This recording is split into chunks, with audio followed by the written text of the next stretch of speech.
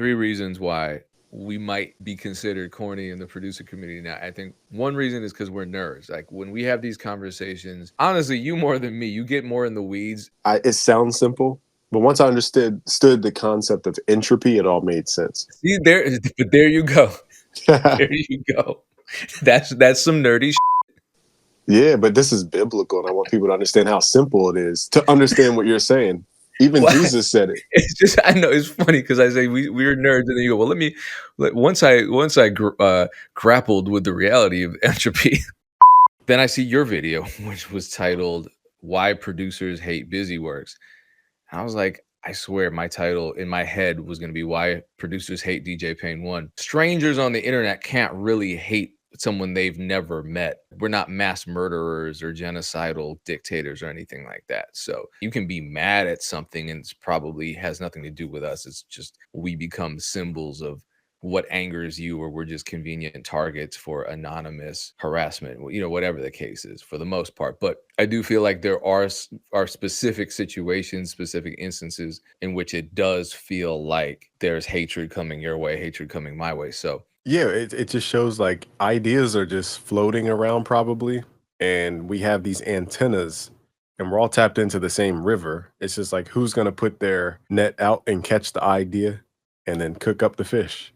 So I mean, I can't claim the idea. It was floating around the ether. But well, and okay, so when I went to review the video, I searched because I couldn't find it. I just searched "Why Producers Hate Busyworks Beat," and a bunch of videos came up, anti-Busyworks videos. And one of them that stood out, and it ends up not being an anti-Busyworks video, but it was by EB on the Track.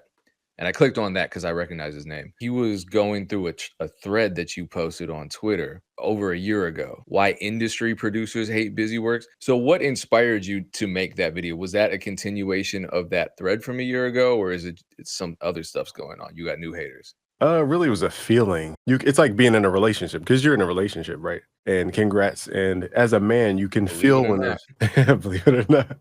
I mean, you're fit. You know how to be a cat father. It's very hard to do. Like I'm chunky. Like I told you, I had to work out, so I did not look overweight on this camera right now. But so the That's first, very honest of you. yeah, people got to know it's hard out here for a father out here. But what I realized is that I kind of forgot your question. I went on tangents, and that's what I get. You know what? Let's just go in that direction. The two of us talk maybe too damn much sometimes. All the videos where Weaver would get frustrated with my videos being too long, I'm sitting there watching him just kind of shit on the length of my, like, Payne just talks too damn much. I'm like, man. But at the same time, I'm thinking maybe he has a point. So I've actually tried to script my videos better. I think there are valid reasons for us getting criticized for content. There's always something we can improve on.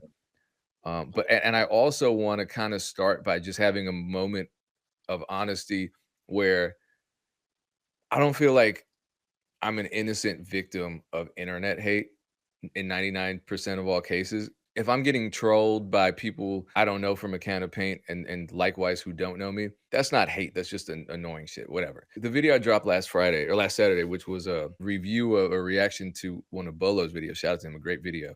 The first 15 seconds are completely sarcastic, but some people took that so seriously they stopped watching after 15 seconds. I got DMs on Christmas morning, people talking shit. I got comments talking about you're a culture vulture, your beats are trash, this and that. And also, like, I don't hold my tongue. And I don't necessarily like this about myself, but sometimes if someone is that I don't even know, like, why do I even care? If someone's talking some shit in the comment section, why do I have to respond? You know what I mean? And I don't feel like you paint yourself out to be an innocent victim either, because you talk your shit. I've seen you talk shit in my videos, in my comments, and you've had feuds. That's your business. I just try to keep away from the producer feud energy. But I mean, do you feel like some of that energy that we give out create some of this backlash? Yeah, I mean, being human is to be flawed. When we quantize our music too much, it's not human. Therefore, flaw makes the human. And I think what I was going about on what I just realized is that just like relationships at home, romantic, you start to feel the resistance. There's a wall. It's an invisible wall. And when you feel that wall, you have to dig to a trigger point almost on purpose so that you can address the invisible wall. And so what I did with that video, not that it was thought or pre-thought or whatever, it was simply that I just had a feeling one day, made a video because I felt a lot of resistance with my content. The numbers weren't picking up. We were getting live stream viewers, but the long form wasn't working. So I said, okay, I'm gonna make a very sharp statement that's gonna trigger folks. I did it on purpose. And excuse me, once I trigger those folks, then I asked them on my community tab, I said, what do y'all really want to learn for real? That's one. After I posted that video, I asked them a question because now that they've aired out their grievances with me, now they can feel like they can communicate.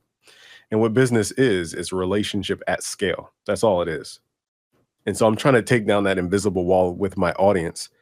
Long story shorter is that I didn't have my computer for 3 months. It just broke and I didn't know how to fix it. So I lost a lot of time talking to my audience day to day. And so it hindered, the content. It was a disconnect. So I was like, how do I like reactivate this connection? So that's how I did it, is simply talking at a problem until they express the real problem. And now they feel free to talk. It's not like I'm a dictator, type of thing. So that's I see what you're the saying. yeah. And Okay. so I'm curious to hear, because you guys address a lot of things, whether it's, the stories of what's the record label name ran? Funk Volume. Funk Volume. Oh yeah, he's speaking very freely about that nowadays. Yeah, and I'm learning stories from that. I'm learning your stories from just day to day what you do, and then I'm learning Aaron's stories about managing artists who just flip on them. And I'm sure we have these betrayal stories, but if Jesus is the best character in the Bible, and we're trying to be the best people on the planet Earth, we're gonna have to experience what the best character experienced at some point in time, which is betrayal. Your Yep. team, it's a lot.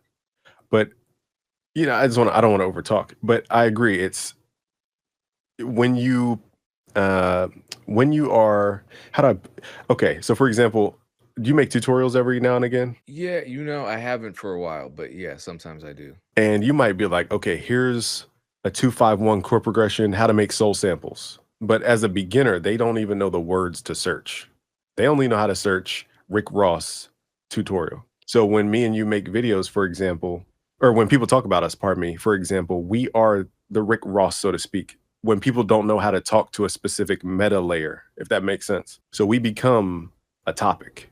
I have a lot of theories about that. And then also right now in your Twitter thread, I think you specified that it was industry, and I think maybe you put industry in quotes, industry producers that were hating on you specifically. And like a lot of people that claim they're industry producers aren't really industry producers. I mean, everyone's an industry producer, right? And I think you made that distinction too, that people who claim they're industry are just kind of saying that as a marketing ploy because it sounds cooler than being an internet producer, even though it really doesn't, because everyone's doing everything and the internet producers are in the industry. I mean, the fact that internet money are industry producers at the highest level should show that that distinction is meaningless these days. And it's been meaningless. It was more not even gatekeeping, just people trying to look cooler than other people, which was silly. A big criticism that I see you getting all the time is that why is Busyworks always teaching us how to make beats? He has no placements. He's not in the business. He's not in the industry.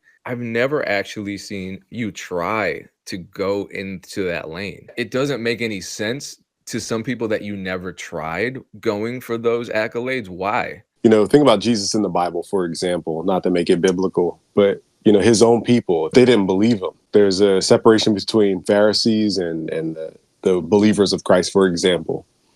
And when people are hardened in their ways, it's hard for them to accept new ways of doing anything. So when people see Busyworks beats, a person that's not ruled by Sony, Warner, Universal, and I'm not signing anybody, I owe nobody anything, as far as those major labels or those three main companies, they can't comprehend how the deal flow is created. Like you're one of the few people you've seen that Telegram group. I've had 100 of the top leaders in there. Yourself, Curtis King was in there, Av McCree, MG the Future, Craftmaster Production. We had Cashmere in there. Illmind was in there. Decap.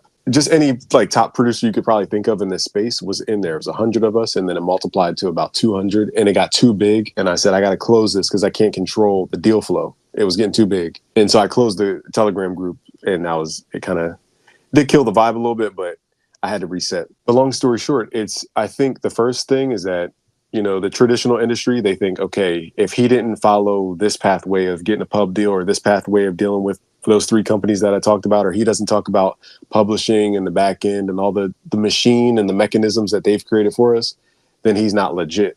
Because that's the only thing they see is Timbaland's the only definition of a producer. To me, I grew up liking Ryan Leslie. He was an independent, and he showed me that you can be creative but still do business stuff. And you're one of those rare polymaths. I was saying that you're both creative and business. It's so, like, I've been on high levels with my mentor. Shout out to Chris Moyer. He was my mentor back in 2020 to about 2022. We were doing a lot of deal flow. I was his business partner at the time. And we were trying to get deals with Snoop and like Saweetie, I think at one point. And who else was on that? And Mars, my guy Mars, and all those folks.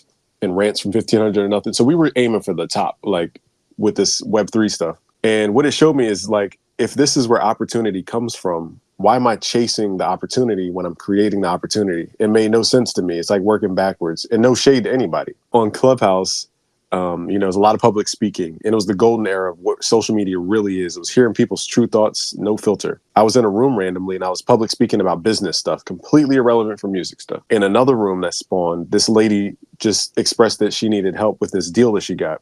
So it was up in, I think, Denver, Colorado, if I'm not mistaken, with the MLB. She had this huge event. It was called Field Day. This is straight out of the pandemic, by the way. So it was the first time people getting back together. And it was this huge event in a whole MLB field. And it had a whole pitch deck and everything. I think I sent it to the Telegram group. And it had Snoop on the bill. It had, I think Beyonce was on the bill, Alicia Keys, if I'm not mistaken. I have to go back and see the actual lineup. They were willing to pay thousands of dollars for custom music. And so I could have taken the opportunity and just been like selfish and whatever. But I said, I knew that my guy Mars he wanted to do something big. He wanted to create like a We Are the World for his era. And I said, this is your time to shine. He was just talking about this. And I was like, this is the perfect time to do it. So I linked him up with that girl. But the opportunity was random. It wasn't like I signed up for a website. I didn't go to some magical place. It just appeared out of thin air, you know? Once I realized like opportunity is what we create, I don't like relying on other people for opportunity. I've been burnt too many times. It could be a trust issue, but I would rather, you know, be what's it called? Who's the person that passes the rock in basketball? Point guard? You're on point the guard? wrong podcast to talk about. I would rather be the point guard and you guys can shoot the ball. I'll just pass the rock. I would rather be that guy than the guy trying to be in the studio sessions because I have a son. He's on the other side of this wall. I would rather be with him than in a session with whoever. You can name any celebrity in the world. I don't care. They're not gods to me. And I think, you know, once you realize there's 5 motivations of producers, wealth is the first motivation. Health is the second motivation. Social status, that's the one most people chase. Power and mastery. That's what I teach. But most people in the music industry, they want social status. They want to work with Drake because Drake makes them cooler. They want to work with Drake because Drake will make them cool in front of girls, and then they'll get the girls' attention. And then it's like once you already found the girl that you want and you have the family that you want, you're not motivated by like validating things anymore. It doesn't motivate you. As me, I don't want to speak for other people, but as me, it doesn't motivate me. And so that's why I take the path I take. And it's completely different than everybody. I would rather have no competition than try to compete for, you know, X, Y, and Z spots on the XYZ album. It just doesn't. I can go deeper, but that's my kind of where my philosophy comes from. I've worked with billion-dollar brands. You know, the Near Protocol. In fact, the Razer computer that crashed is called the Razer Blade. And we did that's $1 billion company. We did back I in. remember that. Yeah, you have a partnership with them, or you had a partnership. I don't know if it's ongoing. No, not ongoing. It was about 3 years, but that was longer than Metro. You know, we had Metro Boomin on the campaigns, Dead Mouse, Sunny Digital, Murder Beats. I could show you guys the pitch deck where I pitched them on literally creating opportunity. That's why I said I'm not going to chase placements. I'm going to create placements. And and you know, in the meantime, I'll pull it up actually. Once I got the first deal from Caroline, I forgot her last name. Forgive me, Caroline, but she's from Hello Creative. Linked me up with Razer the first time because I was okay. It's such a long story, but basically, I was competing with Native Instruments and competing with Image Line for their own keyword of FL Studio. They didn't. Oh, wow. They couldn't even beat the content that we were making. So it's like can't beat them, join them type of thing. So they brought me on to push the Razer campaign because they were going to use me to get the keyword for FL Studio, if that makes sense, for the Razer Blade, instead of trying to. Yeah, instead of trying to spend money on ads. Me and you can understand that game, but like to the average viewer, they don't understand this. That's why it's hard to communicate what we do behind the scenes. But yeah, I mean, just take those simple things. You know, I work with $4 billion brands. Not to overtalk you, is I work with Razer Music, Near Protocol with my mentor, $7 billion company, Sweetwater, $1 billion company, Avid, who makes Pro Tools, $1 billion company. And you should have saw that. I wish you were there to see the. Do you remember when Pro Tools made its comeback with Devon and them? It was like Help Me Devon and Wavy Wayne and all of them. But if you guys saw this, not you, but if people listening to this video saw the Zoom call, they would see that I was organizing the whole thing. I was raising everybody's value. I was talking about them like they're the greatest content creators in the world, because they are. And I was making sure that their value was understood and that we're all going to make sure we equally get the value out of it. So I'm naturally a deal maker behind the scenes. You know, I just want to see people win. It's just I don't understand why people keep trying to tear down. I guess that's the tricky part. So yeah, I went on a whole. You know, we're artists, and so we're not above all the weird artist stuff. You know, on our podcast, we're always talking about betrayal and artists switching up on us, and why are artists so hot and cold all the time? And you know, as that's happening, I'm like, I'm talking about it, but I am that. I have weird tendencies. Producers, we're artists. We do weird stuff all the time. Producers are weirdos. Okay, so I don't know if you guys could really see at home, but this is the pitch deck that I pitched to Razer back in, you know, whatever year this is. Mm-hmm. I want to show people an important slide, because one of the slides, of course, I'm not going to find it, but it basically, in the pitch deck, it talks about, and this is me with a lot of can y'all see that? With industry producers who produce 10 billion streams in one room. These are the guys: Go Grizz, Diego Ave, Jay Swish, Nasmore, and Brick Neme. And I was in LA. And then here's the campaign with Razer. I don't know if you guys can see that, but it's me, Metro, you know, Noisia. That's the one I keep forgetting, Noisia. And here's the CEO of Razer. Oops, sorry. Here's the CEO of Razer, CEO of Spectrasonics and them. So I create these, you know, opportunities from scratch is what I'm saying. But in this pitch deck, I talked about, it's not just about me. It's about having, whenever I pitch these companies, and I'll shut up about this, is instead of me using my audience, like, hey, you can reach 1 million subscribers, I'll say, let me join forces with DJ Payne 1. Let me join forces with Wavy Wayne, Help Me Devon, Decap, Irko. All of us combined have a reach of 10 million, 20 million. Wouldn't a company want to reach as many people as possible than just reach 1 million people out of 20 million? No, it's smart. I mean, if on my end, because you have reached out to me with different opportunities before, and it's appreciated. You know, it's just good coalition building. Oh, thank you. See, I forgot. I just do so much random stuff. I forgot. And I don't want to ever make people feel obliged. I just want us to receive the value, as opposed to Facebook or Google. It's like we are the ones doing the hard work. I wrote down actually 3 reasons why I think, and it's something that I think we kind of might have in common. 3 reasons why we might be considered corny in the producer community. Now, I think one reason is because we're nerds. Like, when we have these conversations, honestly, you more than me, you get more in the weeds of the abstract, but I tend to rant and get, like, I wasn't supposed to be a nerd. I was a juvenile delinquent with a 1.8 GPA. Somehow I ended up in college by the skin of my teeth through an academic probationary program. And I realized that I actually liked reading. And so I kind of adapt to that environment. And now I'm a nerd and I use weird words. And you look at the average producer, content creator, and they don't talk like you. They don't talk like me. They don't come from the framework that we come from. And I wonder if that alienates people. It's like a USP at the same time as an idiosyncrasy that might, like, there I go, an idiosyncrasy. It's some weird shit that we do that might turn people off. It sounds simple, but once I understood the concept of entropy, it all made sense. And once you understand the parable, yeah. But there you go. There you go. That's some nerdy shit. Yeah, but this is biblical, and I want people to understand how simple it is to understand what you're saying. Even Jesus said it. It's just, I know it's funny because I say we're nerds, and then you go, well, once I grappled with the reality of entropy. Yeah, of course, there you go. It's just they need to be educated. It's like if we have a duty of being. There's a book called E-Myth too by Michael Gerber that you guys can read about this same concept. The reason pyramid is so pronounced in America is because there's a centralized point at the top. That point goes into 3 points, let's say, and those 3 points go into 10 points. It's all a pyramid of energy. And the same thing when Jesus said, you know, the man who sows seed into a field, it might land on a rock and it grows up and it gets plucked away by a bird. You might throw your seed into a soil and it grows up to be a huge tree. You might throw your seed and then, you know, what did it say? The devil comes by and does something to it or something like that.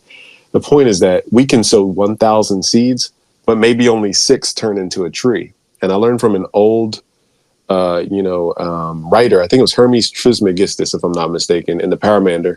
He wrote, every tree comes from a seed, but every seed doesn't turn into a tree. In other words, the probability that a DJ Payne 1 can exist, a Busyworks Beats can exist, we're probably 100. You saw the whole group of powerful people. So let's say there's 200 of us out of how many people make videos and stuff, do you think? Or are producers in general? Millions.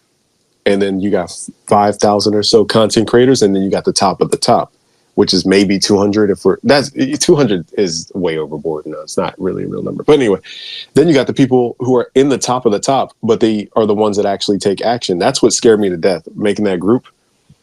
There was only about 6 people that would actually take action. I'm like, do you guys understand? There's power in this room. Like, we could literally make a decision and change the world right now. And only 6 people would take action. That's what scared me to death. Because I'm like, this is the best of the best, and the best of the best doesn't even care to be great. Then that made me realize people are born to be what they're going to be. And that's what I meant by entropy. There's naturally going to be people at the top, naturally people under them, and then naturally people who are working to be the next rung of the pyramid, in my opinion. That's just my opinion, though. I don't know if that's a truth or not.